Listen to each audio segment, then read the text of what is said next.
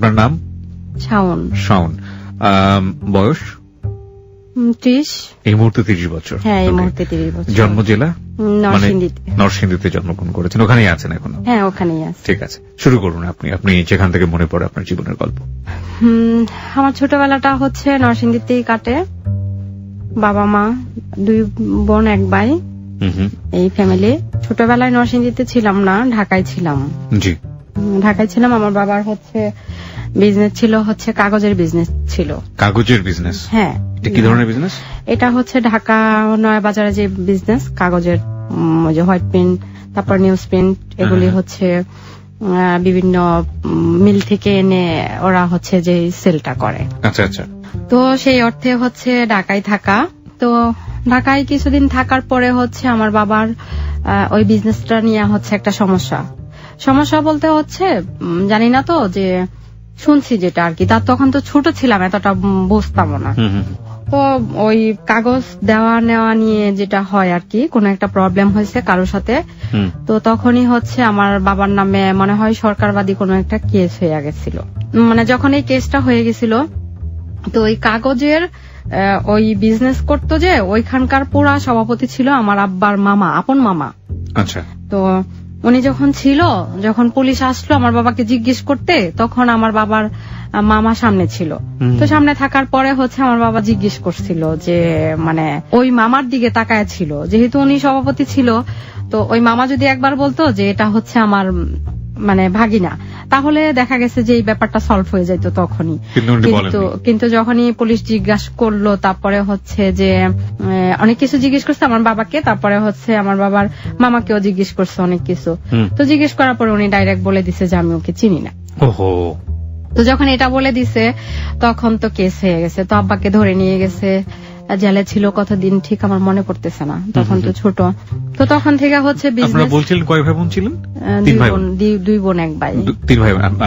আপনি বড় সবার? হ্যাঁ, বড় সবার ছিল। ওকে, বলতে তারপর? তো তারপর হচ্ছে ওইখান থেকে তারপর বাবার বিজনেস তো পুরাই হচ্ছে নষ্ট। সেটা পেপারে আসলো বাবার ছবি, তারপরে অনেক টাকার ব্যাপার ছিল, সেটা কোটি কোটি টাকার ব্যাপার ছিল হয়তো। তো মানে পেপারে ছবি আসলো কি আপনার বাবাই আত্মসাৎ করেছেন টাকাটা? হ্যাঁ, এরকম কিছু একটাই আসছে। তারপর হচ্ছে মানে ধরায় দেওয়ার জন্য ওইরকম কিছু একটা ছবি। হ্যাঁ, ওই সুবাদে যখন বাবা চলে আসলো, তখন হচ্ছে কাগজের বিজনেসটা ছেড়ে দিল। ছেড়ে দেওয়ার পরে আমরা চলে গেলাম নরসিংদীতে। তো নরসিংদী যাওয়ার পরে স্কুলে ভর্তি হইলাম। ভর্তি হওয়ার পরে হচ্ছে কি যে আসতেছি যাইতেছি স্কুলে ভালোই। আমার খালাতো বোন, আমার আপন খালাতো বোন আমাদের বাসায়, আমার আপন খালাতো বোনের আমাদের বাসা থেকে বিয়ে হয়েছে। আচ্ছা। মানে আমাদের বাসায় থাকতো না, বাট হচ্ছে আমার বাবাই সবকিছু দেখাশোনা করে ওকে হচ্ছে বিয়ে দিচ্ছে। খালাতো বোনকে? হ্যাঁ, খালাতো বোনকে। তো খালাতো বোনের বিয়ে হয়েছে। বিয়ে হওয়ার পরে ওদের বাসার পাশেই একটা ছেলে, সে আমাদের বাসায় ওই বিয়ে আসছে গেছে আমাদের বাসায়, সেই থেকেই হচ্ছে পরিচয় আমার সাথে। তো তখন অবশ্য আমি ক্লাস 7-এ পড়তাম, তো এত ভালো মন্দটা তো এতটা বুঝি নাই। দেখা গেছে যে মানে যেভাবে বলছে, যে যেরকম করছে ওই রকমই হয়তো মানে আগাইছি বা কথা বলছি ওই রকম। এরকম কথা বলতে বলতে তার সাথে আমার জাস্ট একটা ভালো একটা মানে সম্পর্ক। ছেলেটা কে ছিল? মানে ছেলেটা আপনাদের ওই সময় পাড়া প্রতিবেশী? হ্যাঁ, পাড়া প্রতিবেশী ছিল। ওই আমার খালাতো বোনের শ্বশুর বাড়ির পাড়া প্রতিবেশী ছিল। কি নাম ছেলেটার? ছেলেটার নাম হচ্ছে মাসুদ। তো এরকম ভালো একটা সম্পর্ক হয়েছে। তো এটা আমার বাবা কোনোভাবে হচ্ছে টের পেয়ে গেছে যে এরকম হয়েছে। তো এখন বাবা নরসিংদীতে রাখবে না বলতে কোথায় যেতে হবে, আমার দাদা বাড়ি। হ্যাঁ, তো দাদা বাড়িতে যাব। এখন আমরাও হচ্ছে যেতে যাচ্ছি না, যে ছোটবেলা থেকে এইখানে ওইখানে থাকছি, দাদার বাড়িতে যাব না। আর আমার মা আসলে বলতে গেলে যে তখনকার সময়ে হচ্ছে খুব সহজ সরল, মানে এখনো অনেকটা সহজ সরল ভাবে আছে। ওনাকে আপনি যেভাবে বোঝাবেন, যে যেরকম করে বোঝাবে উনি ওইরকম করেই হচ্ছে বোঝে আর কি। তো আমার মা ওইখানে আমরা যাব না, উনিও যাবে না। তো এরকম করে করে আমার বাবা এখানে থাকবেই না। তো নরসিংদীতে আমাদের একটা বাড়ি ছিল তখনই, ওই বাড়িটা আমার মাকে আমার নানা দিছে। তো ওই বাড়িটা বাবা বিক্রি করে দিবে, মানে এক পর্যায়ে আমার সাথে রাগ করে বিক্রি করে দিবে। আপনার সাথে রাগ করে মানে আপনি আমার সাথে, মানে এই যে ক্লাস 7-এ পড়ে মেয়ের এই কি অবস্থা, মানে এটা কি শুনতেছি। আচ্ছা, এখানে বাড়ি বিক্রি করে দিবে, বাড়িটা থাকলে এখানে আসা হবে, বাড়ি থাকবে না, আমরা এখানে আসবো না। তো আমার বাবা, আমার মাকে যেহেতু আমার নানা দিছে বাড়িটা, আমার মা খুব কষ্ট হয়েছে। এবং আমার মা হচ্ছে, আমার মায়েরা 6টা বোন, 6 বোনের মধ্যে সবার ছোট। তো আমার মা খুব আদরের ছিলেন, তাই আমার নানা আমার মাকে সেই বাড়িটা দিছিল। এখন আমার মায়ের খুব মন খারাপ যে আমার বাবা দিছে, আমার বাবা নাই, কিন্তু আমার বাবার একটা শেষ স্মৃতি, এটা বিক্রি করে দিবে। আচ্ছা, তো আমার মা রাজি না। এখন আসলে কি করা যাবে, আমার বাবা বিক্রি করবে, দেখা গেছে বিক্রি না করলে এটা নিয়ে হচ্ছে সমস্যা আরো সৃষ্টি হবে। আচ্ছা, তো সেই সুবাদে বিক্রি করে দিল। তো বিক্রি করে দিছে, আমার মার অনেক মন খারাপ। তখনই হচ্ছে জায়গা বাড়ি সহ মাত্র 2 লাখ টাকা বিক্রি করছিল বাড়িটা। তো চলে গেছে। এখান থেকে চলে যাওয়ার পরে কোথায় গেল? আমার দাদার বাড়িতে চলে গেলাম। দাদার বাড়ি কোথায় ছিল? দাদার বাড়ি নরসিংদী থেকে আশেপাশেই ছিল, ছিল না। ওকে। তারপরে চলে যাওয়ার পরে এরকম স্কুলে আসতেছি, মানে যাচ্ছি, তো একদিন রাস্তায় ওই মাসুদের সাথে আমার দেখা। তো যখন দেখা হইলো, তখন আমি একটা রিক্সা দিয়ে, আমার বাবা এই রিক্সাটা ঠিক করে দিছে, রিক্সা দিয়ে সবসময় আসতাম যাইতাম, কিন্তু আমার মাথায় এটা ছিল না রিক্সাওয়ালাটা আমার বাবাকে বলে দিবে। হ্যাঁ, মানে যে মাসুদের জন্য আপনাদের বাড়ি বিক্রি করে দিতে হলো। হ্যাঁ, বাড়ি বিক্রি করে দিতে হলো। তো ওইখান থেকে যখন আমি কথা বললাম, কথা বলার পরে আমি স্কুল থেকে গেলাম। স্কুল থেকে যাওয়ার পরে দেখলাম যে আমার বাড়ির পরিবেশ খুব গরম। তখন আমি বুঝতে পারলাম যে এনিথিং রং, কোনো প্রবলেম তো অবশ্যই হয়েছে। তো গেলাম, যাওয়ার পরে দেখি আমার আম্মা অনেক কান্নাকাটি করতেছে। তো কান্নাকাটি করতেছে, আমি জিজ্ঞেস করতেছিলাম যে মানে কি হয়েছে, প্রবলেম কি। তো আমার আম্মা সেই উত্তরে বলতেছিল কি যে এমন মানে সন্তান থাকার চেয়ে না থাকাই ভালো, মরে যাওয়াই ভালো। আমি বলছি কি হয়েছে, আমাকে হচ্ছে খুলে বলো, খুলে না বললে তো আর আমি বুঝবো না যে প্রবলেমটা কি। পরে বলছি এরকম এরকম, তুমি রাস্তা দিয়ে গেলা, স্কুলে গেলা, তো এরকম মাসুদের সাথে কথা বলছো, তুমি যে রিক্সাওয়ালারে নিয়ে গেলা সেই রিক্সাওয়ালা তো তোমার বাবাকে বলে দিছে। তো এখন ব্যাপারটা কেমন হয়ে গেল। তো হইলো কি, পরে আমার বাবা বাড়িতে আসলো, দেখা গেছে কি আমার জিজ্ঞেস করলো। তো আমার বাবা যেরকম রাগি, আমিও হচ্ছে সেম, বাবার ডুপ্লিকেট। উনি যেরকম কথা বলতেছে আমি এরকম আনসার করতেছি, মানে আমার কোনো ভয় নাই, আনসার করতেছি। এক পর্যায়ে বাবা মানে অনেক রেগে গেছে। রেগে যাওয়ার পরে দেখা গেছে কি আমাদের রান্নাঘরটা ছিল ওইখানে মানে বডি ছিল আর কি। তো ওই বডি ছিল, রাগের ঠেলায় দেখা গেছে কি ওই বডি নিছে যে আমাকে কিছু করবে না, মানে আমার মাকে মেরে ফেলবে। কারণ হচ্ছে কি যে মার কথা শুনে না মেয়ে, মার শব্দ মা তৈরি করতে পারে নাই। তো নিচে এটা দেখার পরে মানে আমি কিন্তু আর সামনে কি হয়েছে সেটা দেখি নাই, কিন্তু আমার বাবা যে বড়িটা হাতে নিছে সেটাই আমি দেখছি। হ্যাঁ, দেখার পরে আমার স্কুল ড্রেস পরা ছিল, আমি ওইটাও চেঞ্জ করি নাই, আমি মানে বেরিয়ে গেছি বাড়ি থেকে। আচ্ছা, বেরিয়ে গেছি। বেরিয়ে যাওয়ার পরে এখন আমি আসলে এত কি করব কি না করব বুঝতে পারতেছি না। তো আমার এক খালার বাসায় গেছি, পাশে আমার খালার বাসা। আমি বলছি যে এই ঘটনা।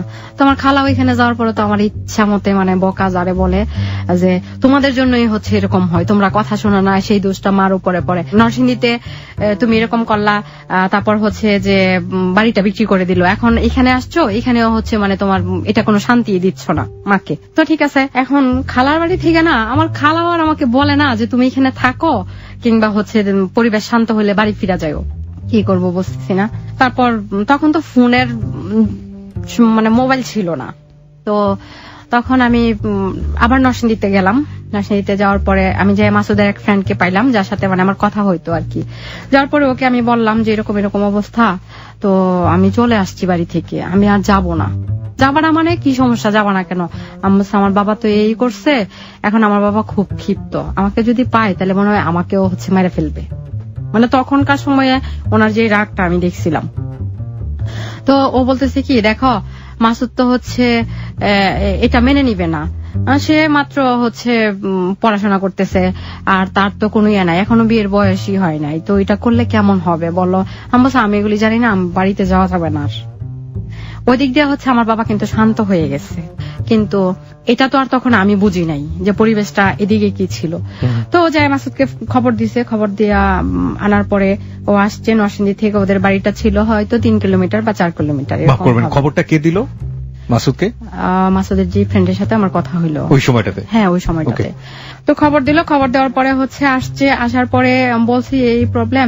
তখন ও বলতেছে কি যে এটা কেমন কথা, আর হচ্ছে তোমার বয়স, তুমি এখন অনেক ছোট, আর আমিও মাত্র পড়াশোনা করতেছি, তো এখন তো তুমি চলে আসছো, আর এটা তো একটা কিছু হবে না, এরকম হবে না, তুমি চলে যাও।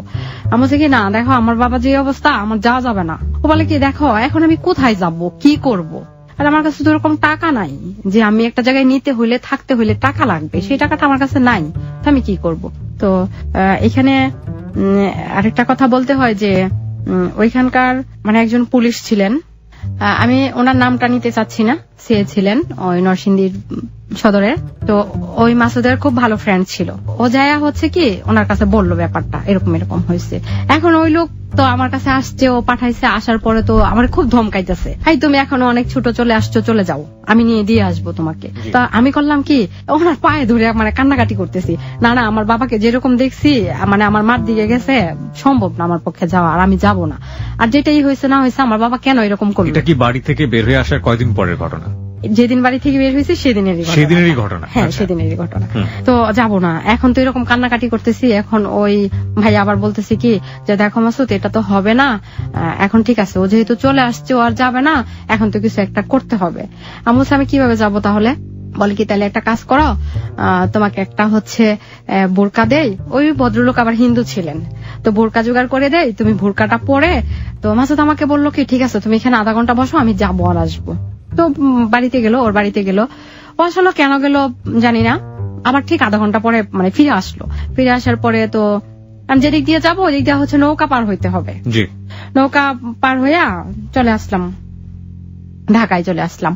তো ঢাকায় চলে আসার পরে ওর পরের দিন আবার হরতাল ছিল।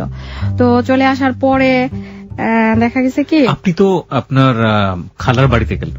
হ্যাঁ, খালার বাড়ি। খালা ওখান থেকে ভাবে ওই ছেলের সাথে বেরোতে দিল আপনাকে? না, খালা আসলে আমাকে বলেও নাই থাকার জন্য, বলেও নাই যে তুমি এখানে থাকো, বসো, এইটা হয়তো পরিস্থিতি শান্ত হয়ে যাবে, বাবা একটু পরে ঠিক হয়ে যাবে, বাড়িতে পাঠানোর জন্য। খালা আমার দিকে তো খুব ক্ষিপ্ত, ওনার রাগই হচ্ছে নরসিংদীতে এটা করলা, বাবা না করলো, তো সেই বাড়িটা পর্যন্ত বিক্রি করে দিল, তোমার বাবার এত রাগ, এখন আবার এখানে আইসা কেন এটা করতে গেলা। তো খালা মনে করছে কি যে আমি হয়তো মানে খুব মন খারাপ হয়েছে, ওদের বাসায় গেছি, এগুলি বলে আমি আবার বাড়িতে ব্যাক করতেছি। আমার তো পাশাপাশি আপনি মাসুদের সাথে চলে যাচ্ছেন? না, মাসুদের সাথে তো আমার দেখা হইলো নরসিংদীতে যাওয়ার। আপনাকে নিয়ে যাচ্ছে ঢাকা থেকে নিয়ে যাচ্ছে? হ্যাঁ হ্যাঁ হ্যাঁ, সেটাই তো বলতেছি আমি। জি বলুন। তারপর মাসুদ যখন ঢাকা গেল আমাকে নিয়ে মামার বাসায়, তখন মামাকে সবকিছু বলার পরে তারপরে তার মামা শুনে তার বাবাকে ফোন দিছে যে দুলাভাই এরকম এরকম, মাসুদ তো এখানে আসছে, তার সাথে একটা মেয়ে আছে, এরকম এরকম, তো কি করব। পরে ঘটনাটা বলার পরে তারপর মাসুদের বাবা জিজ্ঞেস করছে মাসুদের মামাকে যে তাহলে আমার ছেলে কোথায়, কালকে হরতাল। বুঝতে পেরেছি আমি তখন, মানে আপনার হচ্ছে হলো মাসুদের মামা বলেছে ওকে বের করে দিয়েছি, কিন্তু ওর বাবা বলেছে আসলে কালকে হরতাল, দেশের অবস্থা ভালো না, কেন আমার ছেলে। বুঝতে পেরেছি। এরকম করে তো বিয়ে হয়ে গেল। বিয়ে হয়ে গেল মানে? হ্যাঁ, ওরা হচ্ছে বিয়ে করাই দিল। মাসুদের মামারা আপনাদের বিয়ে করে দিল? হ্যাঁ, বিয়ে করাই দিল। এই সামান্য ঘটনাকে কেন্দ্র করে আপনি বাড়ি ছাড়লেন এবং বিয়ে করে ফেললেন? হ্যাঁ, বিয়ে করাই দিছে। তো কতদিনের সম্পর্ক আপনার ছিল? একটু থামবেন।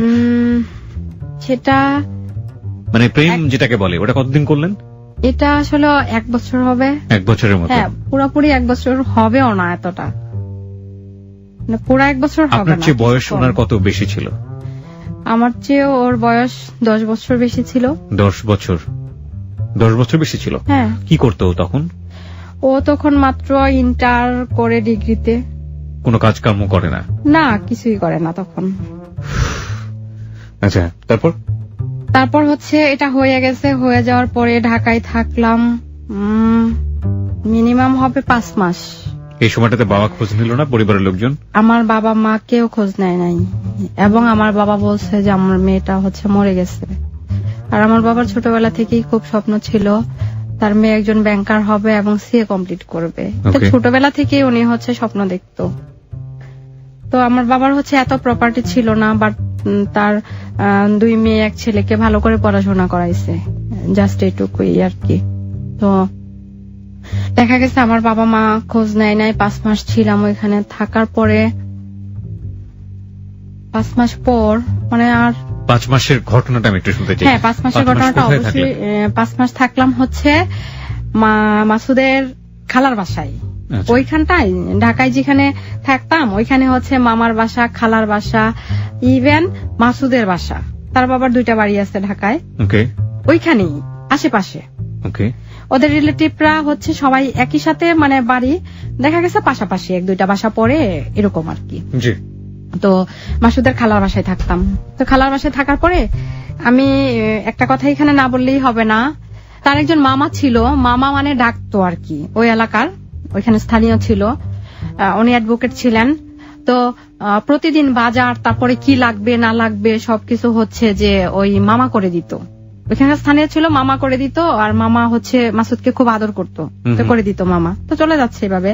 আর মাসুদের এক বড় ভাই ছিল, মামাতো ভাই, প্রতিদিন আবার করতো কি, ওই ভাইয়াটা ধরেন পড়াশোনাটাও যে তখন চলে আসছি, পড়াশোনা বন্ধ, তখন ওই ভাইয়া বলতো যে তুমি এক কাজ করো, তুমি তো ফ্রি থাকো, ওই টাইমটাই হচ্ছে আমি বই টই কিনে দিয়ে পড়াশোনা যা করা দরকার আমি করাবো, তুমি আমার কাছে পড়বা। আচ্ছা তো ঠিক আছে, চলতে থাকলো এরকম। তো উনি আবার প্রতিদিন আমাকে 5 টাকার 2টা কয়েন দিয়ে যাইতো, যে মানে প্রতিদিন যেই রুমটাতে ছিলাম তখন হচ্ছে টিন শিট বিল্ডিং ছিল, ওইরকম ভালো ছিল না, মাত্র কোন রকমে করছে। তো ওই ঘরের উপর থেকে কিভাবে জানি উনি ফেলতো, 2টা কয়েন ফেলতো। তো আমি প্রতিদিন রুমে গেলেই দেখতাম যে 5 টাকার 2টা কয়েন ওখানে থাকতো। তো থাকলে বলতো কি যে এই টাকাটা হচ্ছে তুমি জমা করে রাখবা, কখনো হয়তো কাজে লাগবে, আমার তো আর এত ইনকাম সোর্স নাই, আমি তোমাকে খুব বেশি দিতে পারবো না, কিন্তু যেটা দিচ্ছি হয়তো তোমার কাজে লাগতে পারে, তুমি জমায় রাখবা। তো গেল এরকম চলতেছে 5 মাস। যাওয়ার পরে একদিন এদিকটা হচ্ছে মাসুদের বাবা, মাসুদের মামা মামি, তারপরে খালা খালু সবাই হচ্ছে কি একদিন সন্ধ্যাবেলা, সেটা 3 মাস থাকার পরে, 3-4 মাস থাকার পরে একদিন মাসুদকে তার মামার বাসায় ডাকলো, তুমি আসো। তো মাসুদ গেল, তার মামা খালাতো ভাই যে 2টা থাকতো বাসায়, ওই 2 খালাতো ভাই গেল। মানে পুরা আমার মনে হচ্ছে কি যে তাদের ফ্যামিলির যতগুলি লোকজন আছে, আত্মীয় স্বজন, সবাই একটা জায়গায় বসছে। তো আমি এটা জানি না, আমাকে বলা হয় নাই ফার্স্টে যে কেন তাকে ডাকছে। জি তো যাওয়ার পরে ওইখানে অনেক রাতে আসছে, প্রায় হবে 3টা বা 4টার দিকে আসছে, সকাল মানে ভোর হয় ওইরকম। তো আমি আসার পরে জিজ্ঞেস করলাম কি তুমি মামার বাসায় গেলা, কি হইলো, আমি একা বাসায় থাকলাম, মানে কেন তোমাকে ডাকছে? তো দেখি কি চুপ করে আছে, খুব মুড অফ। তো আমি জিজ্ঞেস করলাম যে তোমার আসলে প্রবলেমটা কি হয়েছে? পরে বলতেছে কি যে আমার কোনো প্রবলেম নাই। আমি বলছি না, কোনো একটা সমস্যা তো হয়েছে, তুমি আমাকে খুলে বলো। তারপর সে বলছে যে আমাকে সব আত্মীয় স্বজনরা বলছে যে তোমার বয়স এখনো অনেক কম, আমার তো ইনকাম সোর্স নাই কোনো কিছু, আমি মাত্র পড়াশোনা করতেছি, আর আমাদের যে ফ্যামিলি, আমার বাবা মেনে নিবে না, আমাকে বলছে কি তোমাকে ডিভোর্স করে দিতে, সেই ব্যবস্থাটা ওরা করে দিবে। ওকে। তো আমি তখন মানে এটা বলার পরে আমি খুব তাকায় আছি ওর দিকে, যে মানে আমি আসলে তখন কি বলবো ঠিক বুঝতেছিলাম না, মানে কি করব। তো অনেকক্ষণ চুপ করে থাকার পর আমি ওরা জিজ্ঞেস করলাম যে এখন তোমার সিদ্ধান্তটা কি? তো বলতেছে কি যে না, আমি এটা ছাড়বো না, ওরা যাই বলুক আমি এটা করব না। ওকে। তো ঠিক আছে, ও আবার বলতেছে যে আমরা তো এখানে থাকতেও পারতেছি না, অন্য একজন বাজার করে দেয়, খাচ্ছি যাচ্ছি, ভাবে তো আর যাবে না বা হবে না, তোমার পড়াশোনা করতে হবে, আমার হচ্ছে পড়াশোনা বাকি আছে করতে হবে। তো এক কাজ করো, আমরা চলে যাই, তুমি তোমার বাড়ি চলে যাও, আমি আমার বাড়ি চলে যাই। আচ্ছা। তো এদিকটা হইলো কি, ওর বাবা হচ্ছে ব্যাংকার ছিলেন, জব করতো, ব্যাংকার ছিলেন। তো ওর বাবা ওর জন্য দেশে বাইরে যাওয়ার জন্য টাকা জমা দিল ইতালিতে। ওকে। তো যার কাছে টাকা জমা দিল, টাকাটা জমা দেওয়ার পরে মাসুদকে হয়তো কোনোভাবে খবর দিছে কিংবা ফোনে বলছে যে এরকম তোমাকে তো দেশে বাইরে যাওয়ার জন্য টাকা জমা দিছি, তুমি বাড়ি চলে আসো, আর তোমার বউকে বলো তার বাবার বাড়ি চলে যেতে। মানে এটাই ছিল রিজন, যেটা আপনাকে সে বলেনি? হ্যাঁ। আপনাকে তখন বলেছিল ব্যাপারটা যে ইটালিতে যাওয়ার চেষ্টা করছে আমার ফ্যামিলি? না, এটা বলেন তখন, এটা বলেন, ইনফরমেশন আপনাদের তখন দেয়নি? আচ্ছা ঠিক আছে। তারপর হচ্ছে ওইরকম ও আমাকে বলল যে হচ্ছে বাড়ি থেকে তো হচ্ছে খবর আসছে, তো আব্বা হচ্ছে ইটালি যাওয়ার জন্য টাকা দিল, তো এখন তো তোমাকে তোমার বাড়ি যেতে বলছে, আমাকে আমার বাড়ি যেতে বলছে। এটা বললো আপনাকে পরবর্তীতে? হ্যাঁ, এটা আমাকে বলছে। তো আমি বললাম কি যে এখন তোমার সিদ্ধান্তটা কি? বলে কি আমি যদি ওইখানে যাই তাহলে কি এটা ভালো না? আমি বলছি ঠিক আছে।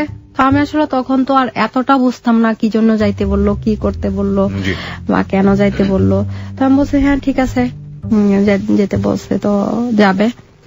তারপরে আমার আম্মাকে কোনোভাবে হয়তো খবর দেওয়া হয়েছে আমার বাড়িতে, তো আমার আম্মা আমার মামিকে নিয়ে ঢাকায় আসলো। আমার বাবা তো আসবে না কখনো।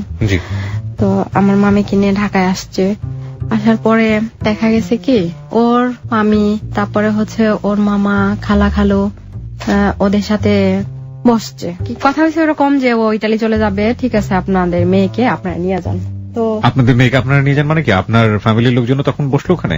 হ্যাঁ, আপনার ফ্যামিলির লোকজন কেউ রেখেছে? আমার ফ্যামিলির লোকজন বলতে তো আমার বাড়িতে যখন খবর দেওয়া হইলো তখন হচ্ছে আমার মা আর আমার মামি আসলো। আচ্ছা। আসার পরে তারপরে হচ্ছে আমার মা আর মামির সাথে বসলো ওর মামি মামারা। তো বসার পরে ডিটেলস বললো যে ইটালির জন্য টাকা দিছে ওর বাবা, ও হচ্ছে মানে যাবে, তো আপনাদের মেয়েকে আপনারা নিয়ে যান। তো ও ইটালি গেলে ওর অবস্থা ভালো হইলে যখন ইনকাম সোর্স হবে তখন তো হচ্ছে আবার নিয়ে আসবে। আচ্ছা। তো ঠিক আছে, আমার মা নিয়ে আসলো, আমাকে সেদিন নিয়ে আসলো। জি। আমি চলে গেলাম আমাদের বাড়িতে, ও চলে গেল ওর বাসায়। তো ওইখানে যাওয়ার পরে যেদিন ইটালির জন্য টাকা জমা দিল, ওইখানে যাওয়ার পরে তারপর দিন আমাকে বলল কি যে লোকের কাছে টাকা জমা দেওয়া হয়েছে সেই লোক মারা গেছে। মানে বাড়িতে যাওয়ার পর দিনই আপনাকে এই ধরনের কথা বলছে? হ্যাঁ, পর দিনই এটা বলছে। তো ঠিক আছে, মারা গেল, এখন তো আর তার সেই ইটালি যাওয়া হইল না, ওই লোক মারা গেল, তো এখন আসলে কি করবে? রাইট। তো আমার সাথে আসলে ওইরকম যোগাযোগ তখন আর নাই। ওর বাসার দিক থেকে আসলে চাচ্ছে না, হয়তো ওইরকম যোগাযোগ নাই। এই মাঝে মাঝে হচ্ছে তখন তো আপনি যে বাড়ি ফিরে গেলেন, আপনার বাবা আপনাকে কিভাবে রিসিভ করলো একটু শুনি। আমার বাবা, আমি যে বাড়ি ফিরে গেলাম, আমার বাবার সাথে আমি যে কয়দিন বাড়িতে ছিলাম আমার বাবার সাথে আমার দেখা হয় নাই। কারণ হচ্ছে আমি এক রুমে থাকতাম, আমার বাবা আরেক রুমে থাকতো। ইভেন আমার বাবা আমার সাথে দীর্ঘ 8 বছর কথা বলে নাই। এরপরে দীর্ঘ 8 বছর কথা বলে নাই। তারপরে তো আমার বাবার সাথে দেখা হয় না। এক দিদা আসছে, বাবা আরেক দিদা যায়, আর আমিও হচ্ছে এরকম মানে লুকানোর মতো একটা অবস্থা, যে মনে হয় যে বাসায় হচ্ছে কেউ চুরি করে চোর যেরকম লুকায় থাকে ওরকম হচ্ছে লুকানোর মতো অবস্থা। তো আমার মন খারাপ, বাবার দিকেও তাকায়, আবার সমাজের কথা চিন্তা করি, লোকজন মানে কিরকম সিচুয়েশন গুলি আসলে ফেস করে গেছে, তো ওইরকম ভাবে চিন্তা করে এই তো আগাচ্ছে ওরকম। তো তার বাড়ি থেকে আমাকে নিবে এরকম কোনো কিছু বলে না যে ওদের বাসায় আমাকে নিবে কি নিবে না। তো এটার পরে কিছুদিন পরে হবে, কিছুদিন বলতে হচ্ছে 7-8 মাস পরে হবে। ওদের বাসা থেকে নেওয়ার কোনো নামগন্ধ নাই। তো একজন বলল কি আমার বাড়িতে আমি নিজেই নিয়ে যাব, ওরা কেউ নেক আর না নেক আমি নিজেই নিয়ে যাব। আচ্ছা। তো হুট করেই একদিন আমাকে নিয়ে গেল, ওদের বাসায় নিয়ে গেল। নিয়ে যাওয়ার পরে হচ্ছে আর কি সবার সাথে পরিচয় করাইলো, বলতে হচ্ছে কেউ আমার সাথে কথা বলে না, এরকম করে বিয়ে হয়েছে, আবার এরকম করে নিয়ে আসছে, এটা কোনো কথাই হইলো না, কোনো যুক্তি হইলো না। আচ্ছা। তো আমি যেদিন এখান থেকে গেলাম সেদিন তো আমার সাথে কাপড় চোপড় ছিল না, কারণ আমার বাবার কাছে বলার কিছু ছিল না, আমার মায়ের কাছে বলারও ছিল না। আমার বাবা মার কথা হয়তো এটাই ছিল যে ওদের বাসা থেকে যদি কেউ নিতে আসে তাহলে তুমি যাবা, যদি নিতে না আসে তাহলে যাবা না। আচ্ছা। হ্যাঁ। তো নিয়ে গেছে, আমার কাপড় চোপড় ছিল না, আমার মনে আছে সেদিন আমার গায়ে লাল একটা জামা ছিল, ওই বাসায় গেলাম। তো তখন হচ্ছে মানে আমার চুলগুলি ছিল অনেক লম্বা, অনেক লম্বা ছিল। জি। তো আমি যখন যেদিন ওদের বাসায় গেলাম, শ্বশুর বাড়িতে, হ্যাঁ শ্বশুর বাড়িতে গেলাম, সেদিন তো অনেক মন খারাপ, মানে কেউ কথা বলতেছে না, কেউ ভালো চোখে দেখতেছে না, আশেপাশের মানুষজন আসতেছে দেখতেছে মাসুদের বউ কেমন দেখবো, এটা নিয়ে এত কাহিনী হইলো, এত কিছু হইলো। তো এখানে তো চলে গেল, ওদের বাসায় গেলাম, এরকম আর কি থাকতেছি, খাইতেছি, কোন রকম কিছু করতেছি, কাজটা হচ্ছে কেউ আমাকে বোঝায় দিচ্ছে না যে এটা করা লাগবে, এটা করা লাগবে। কিন্তু আমি আসলে নতুন একটা পরিবেশে গেলাম, আমি ঠিক বুঝতেও ছিলাম না যে আমি কি করব বা আমার কি করা উচিত। হ্যাঁ। তো আমি যেদিন গেলাম তারপর দিনই হচ্ছে আমার এক নানি শাশুড়ি ছিল, মানে মাসুদের নানি যেটা, উনি ছিল, উনি করলো কি পরের দিন সকালবেলা মানে অনেকগুলি কাপড় বিছানার চাদর থেকে নিয়ে যা আছে অনেক কাপড় চোপড় নিয়ে আসে, কাপড় ধুতে দিল। হ্যাঁ, কাপড় ধুইতে দিল। কিন্তু তখন হচ্ছে এরকম ছিলাম যে মানে একটা বিছানার চাদর উঠায় ধোয়ার মতো হয়তো ওরকম ছিলাম না, মানে এটা পানিতে ভিজে গেলে ওজনটা যে হয়তো এটা উঠাইতে আমার কষ্ট হইতো। So you are facing the reality right now. Shaon, যেখানটা আমরা ছিলাম, তারপর কাপড় চোপড় ধুইতে দিল, কিন্তু ওই যে ওইরকম ছিলাম না যে বিছানা চাদর দিল 2-3টা, মানে ধুবো ওইগুলি, তারপর পরিপূর্ণভাবে যেগুলি হচ্ছে ধুয়ে একেবারে নাড়া রোদে শুকাইতে দেওয়া ওইরকমটা করতে পারতেছিলাম না। তো যাই হোক কোন রকমে করলাম, কিন্তু তখন থেকেই বুঝতেছিলাম যে কষ্ট কাকে বলে, কারণ এর আগে কিন্তু এতটা বুঝি নাই। যখন থেকে শ্বশুর বাড়ি যাওয়া হলো তখন থেকেই বুঝতেছিলাম। এর পরের দিন আমার সেই নানু শাশুড়ি আবার দিল কি মশলা বাটা, মরিচ বাটা। ওকে। হ্যাঁ, তো এটা তো আমি কখনোই করি নাই। এটাও করতে আমার খুব কষ্ট হইতেছিল। জি। মানে ঠিক আছে, মরিচটা বাড়তেছিলাম ঠিক আছে, কিন্তু এটাকে মানে ভালোভাবে বাড়তে পারতেছিলাম না। স্বাভাবিকভাবেই প্রথম কাজ। হ্যাঁ, তো কোন রকমে করলাম। করার পর আমার নানি শাশুড়ি বলতেছে কি এটা হয় নাই। তো এতটুকু বয়সে তো আমরা অনেক কিছু করছি, কি করলা, বাবার বাড়িতে কি শিখলা, কোনো কাজই দেখি পারো না, তাহলে কিভাবে চলবে, সংসার তো চলবে না। তো ঠিক আছে, যদিও ওদের অনেক প্রপার্টি, ওরা সবাই ডক্টর, বাবা ব্যাংকার, শুধু মাসুদ বাদে। একটা ভালো শিক্ষিত ফ্যামিলি এবং একটা নামি দামি ফ্যামিলি, সবাই চিনে। তারপরে এরকম তো বলতেছে, তোমার নানি শাশুড়ি চলে গেল, কিছুদিন থাকলাম। থাকার পরে হঠাৎ করে একদিন আমি অসুস্থ হয়ে গেলাম। বলতে যে মানে কেমন লাগতেছে আমি নিজেও জানি না। দুপুরের খাওয়া দাওয়ার পরে আমি খুব অসুস্থ বোধ করতেছি। তো কি হয়েছে, হঠাৎ করে একেবারে বমি টমি করে, মানে একেবারে খুব খারাপ অবস্থা। কি হয়েছে, আমাকে ডাক্তারের কাছে নিয়ে গেল। তখন আমি ক্লাস 10-এ পড়ি। তখন ডক্টর বলল যে মানে কনসিভ হয়েছে। তো এই খবরের পরে মানে আমি নিজেও বুঝতেছিলাম না যে কি করব, আসলে কি করা উচিত। জি। তো আমার শারীরিক অবস্থা খুব খারাপ। বাসায় আসার পরে এটা যখন জানাইলো, তখন আমার শাশুড়ি বলতেছিল কি এটা কোনোভাবেই সম্ভব না। এখন শাশুড়ি বলছে? হ্যাঁ, আমার শাশুড়ি। সম্ভব না মানে কি, এটা হওয়া সম্ভব না নাকি রাখা সম্ভব না? এটা রাখা সম্ভব না, কোনোভাবেই এটা সম্ভব না। এখন কি করবা, তোমার বাবার বাড়ি যায়া এটা অ্যাবর্শন করে ফেলো। বাবার বাড়ি গিয়ে অ্যাবর্শন করো? হ্যাঁ, বাবার বাড়ি যাই অ্যাবর্শন করে ফেলো, কারণ এখানে তোমার কে কি করবে, কেউ কিছু করতে পারবে না। এখানে আমরা কিছু করতে পারবো না তোমাকে, তুমি অসুস্থ হয়ে বিছানায় পড়ে থাকলে তোমাকে কে দেখবে। তো আমি আসলে খুব ভাইয়া পড়লাম, কি করব বুঝতেছি না। জামাইকে বললেন না? হ্যাঁ, তার সামনেই বলা হয়েছে, এটা ওকেই বলছে, আমাকে বলে নাই। আচ্ছা, তো ও কি বললো? ও বলার পরে ও বলতেছে কি যে আমাকে বলতেছে কি যে তুমি চলে যাও, আমার মা যেটা বলছে। আচ্ছা, একটু শুনি, মানে ও কি ইকোনমিক্যালি ওর ফ্যামিলির উপর ডিপেন্ডেন্ট ছিল? হ্যাঁ। So this is a point. তো চলে যাও, তোমাকে আমার মা যেটা বলছে সেটাই করতে হবে। আমার বাবার বাড়ি গেলাম। তো আমার না কোনোভাবেই মনটা ওইরকম সায় দিল না, বাচ্চাটা নষ্ট করে ফেলবো। আচ্ছা, আমার বয়স যাই থাকুক না কেন, যাই হোক না কেন, ওদের তো এরকম কোন উদ্দেশ্য নাই যে মানে আমি এখানে থাকবো কি থাকবো না। হয়তো উদ্দেশ্য খারাপও থাকতে পারে, যেহেতু ওরা আমাকে ভালোভাবে মেনে নিতে পারতেছে না। আমার ফ্যামিলির সাথে কোনো যোগাযোগ নাই, আমার সাথে কোনো যোগাযোগ নাই। তো গেল ওইভাবে যাইতেছে, করি নাই, এটা অ্যাবর্শনটা করি নাই। না করার পরে কিছুদিন ঝামেলা হয়েছে বেশ। ওদের বাড়ি থেকে আমাদের বাড়িতে লোকজন পাঠাইতো, নানান রকম কথাবার্তা বলতো আমার মাকে আর আমার বাবাকে। আর আমার বাবা তো আমার সাথে কথাই বলে না, তখন তো আরো ভীষণ ক্ষিপ্ত আমার বাবা আমার উপরে। আমার কেন এত কথা শুনতে হবে এখনো। তো এরকম করার পরে ওরা না আমাকে আর কেউ নিতে আসে না। তো নিতে আসে না, দেখা গেছে কি 5-6 মাস পরে আমি নিজেই চলে গেছি ওদের বাসায়। আপনি বেবিটা কি অ্যাবর্ট করলেন? না, করেননি তখনও? না, তখনও করি না। আপনার হাজবেন্ড বেবিটা চেয়েছিল? আমার হাজবেন্ড আসলে চাই নাই সেটাও বলে নাই, আবার মানে চায় সেটাও বলে নাই, মিডল পন্থী ছিল। আপনার ফ্যামিলি চেয়েছিল? আপনার ফ্যামিলি? হ্যাঁ, আমার ফ্যামিলি বলছিল যে এটা অপারেশন করানোর দরকার নাই, কারণ ওরা যেহেতু এখনো মেনে নেয় নাই। দেখা গেছে কি বাচ্চাটা হয়ে গেলে হয়তো রিলেশনটা ভালো হইতে পারে। আপনি আপনার শ্বশুরের কথা বলছিলেন যে শ্বশুর খুব প্রতাপশালী লোক। হ্যাঁ, তার কোনো ভূমিকা ছিল এখানে? সে কিছু বলেছিল? সে কিছু বলছিল বলতে ওই সময়টা আমার শাশুড়ির কথা আমি শুনছিলাম, কিন্তু আমার শ্বশুর আমার সাথে কখনোই ভালো বিহেভ করে নাই। ওই সময়টা তো করেনি। তারপর আপনি 5 মাসের অন্তঃসত্ত্বা অবস্থায় হ্যাঁ ওদের বাসায় চলে গেলাম। চলে যাওয়ার পরে তখনও এরকম অনেক কাজ করতে হইতো, যদিও কাজের মানুষ ছিল।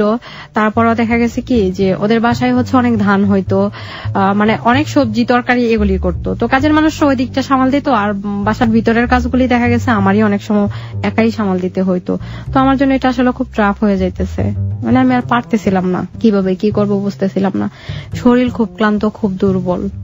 তো আমি আমার আম্মাকে খবর দিলাম একজনকে দিয়া যে আমি তো এখানে আর পারতেছি না, এত কাজ টাজ করে আমাকে এসে নিয়ে যাও। তো আমার দাদাকে পাঠাইছে। আমার দাদা যখন আমাকে নিতে আসলো, তখন আমার শ্বশুর সেদিন বাড়িতে ছিল, এবং আমার চাচা শ্বশুর ইভেন আরো আশেপাশের মানুষজনকে আমার শ্বশুর থাকতে বলল।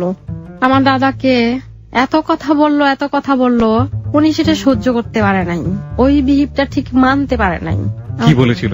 বলছিল যে আপনাদের ফ্যামিলিতে মানে তাহলে কি আপনাদের ফ্যামিলিতে মানে একটা মেয়ে হইলেই কিরকম লেলায় দেন নাকি কোন ছেলের পিছনে, যে ভালো একটা ফ্যামিলি দেখে চলে যাক।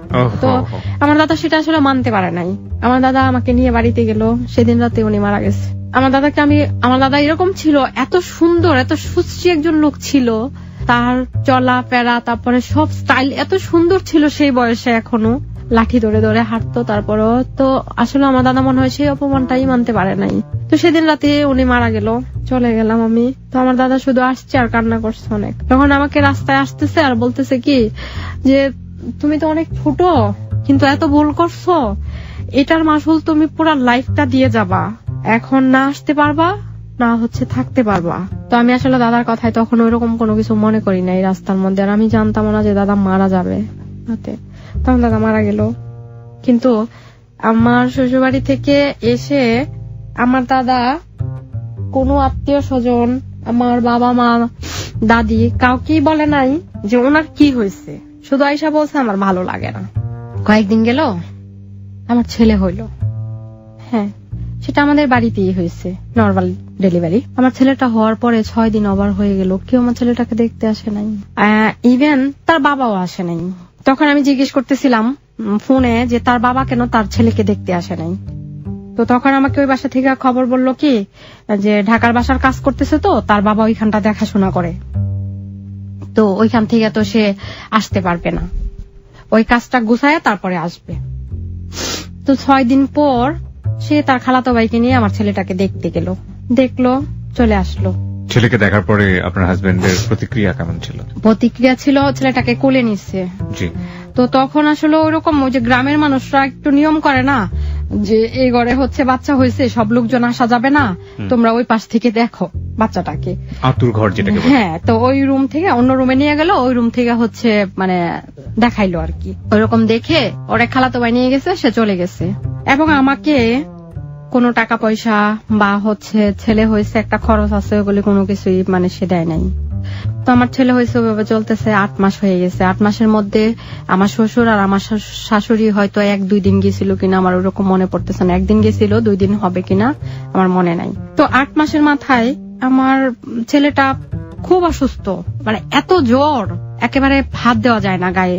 তো ওকে আমি খবর দিলাম যে ও তো এরকম অসুস্থ হয়ে গেছে, তুমি আসো। সে আসলো, আসার পরে দেখে কি ওর অ্যাজমার প্রবলেম দেখা দিছে, অনেক শ্বাসকষ্ট হইতেছে। তো ও বলতেছে কি ও তো এত অসুস্থ, ওরে ঢাকা নিয়ে যাব। তো ওর বাড়িতে ফোন দিল আমার শাশুড়িকে যে আম্মা ও তো এরকম অসুস্থ, ওকে ঢাকা নিয়ে যাব।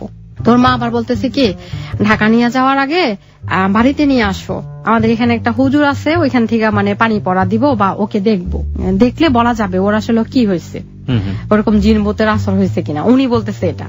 তো ঠিক আছে, সে নিয়ে গেল, বাড়িতে নিয়ে গেল। জাস্ট ওইভাবে আমার ছেলেকে নিয়ে ওদের বাসায় যাওয়া, আমাকে কেউ নিতে আসে নাই, আমার ছেলেটাকেও কেউ নিতে আসে নাই।